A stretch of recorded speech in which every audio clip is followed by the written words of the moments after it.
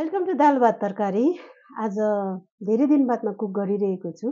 आजको रेसिपी कसैलाई मन पर्नु पनि सक्छ, कसैलाई मन पर्नु पनि सक्दैन।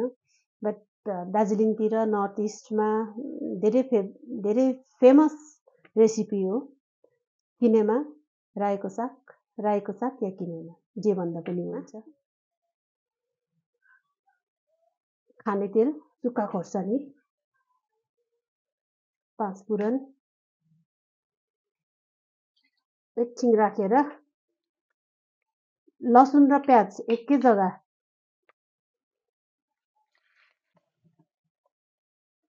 यसलाई एकछिन भुटेर, यसलाई बेसी होइन, एकछिन चाहिँ भुटेर डढ्नुभन्दा अलिकति अगाडि मात्रै टमाटर सानो सानो चप गरेको टमाटर हाल्दै नुन पनि सानो चम्चीको 2 चम्ची जति हालिरहेको छु।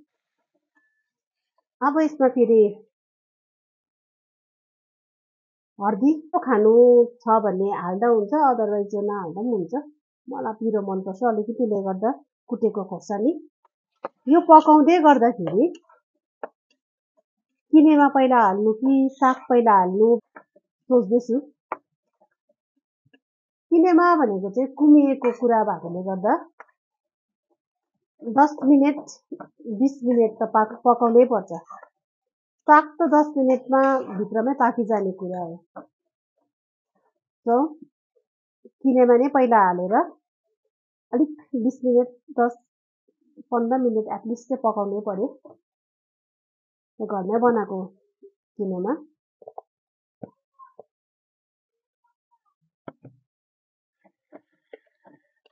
नभनेको नि 20 मिनट जति चाहिँ पकाएको राम्रो हुन्छ, तर सागसँग पनि पकाउनुपर्छ। सो सागभन्दा अलिकति अगाडि 10 मिनट जति चाहिँ किनेमा मात्रै चाहिँ यो टमाटर र प्याजसँग यसरी पकायो भने चाहिँ राम्रो हुन्छ। यो फर्मेन्ट गरेको कुमाएको कुराहरू चाहिँ पकाएकै राम्रो। अब यसमा अलिकति पानी 10 मिनटसम्म चाहिँ हाई फ्लेममा। आफ्टर 10 मिनट पाकिसकेपछि पानी सुकेछ। यतिको गरेपछि एकछिन अलिकति म्यास गरेपछि टमाटर र डल्लो खोर्सानी हालेकोले गर्दा कलर पनि नाइस आइरहेको छ। अब यसमा रायोको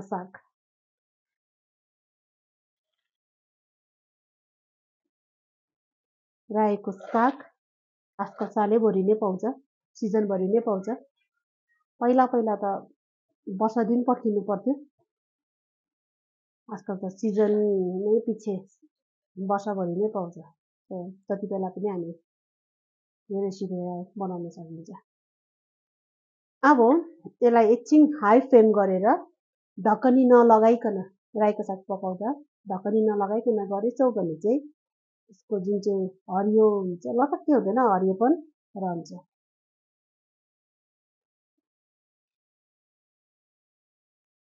त्यो पनि यो सिजनको रायोको साग छिटो नै लटक्कै भइहाल्छ।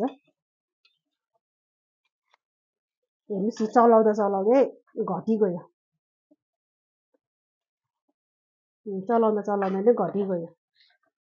छिटो हुन्छ, त्यसले गर्दा एकछिन अब 10 मिनट जति नै खुल्ला राखेर एकछिन पकाएछ भने चाहिँ साग अलिकति हाफ कुक जति या त फुल कुक कस्तो मनपर्छ त्यो अनुसारको। एकदम सिम्पल छ आजको रेसिपी।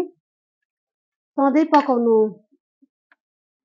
10 मिनट जति नै पाकिहाल्ने, सधैँ पकाउनु सकिने, तर मन चाहिँ पराउनु पर्यो।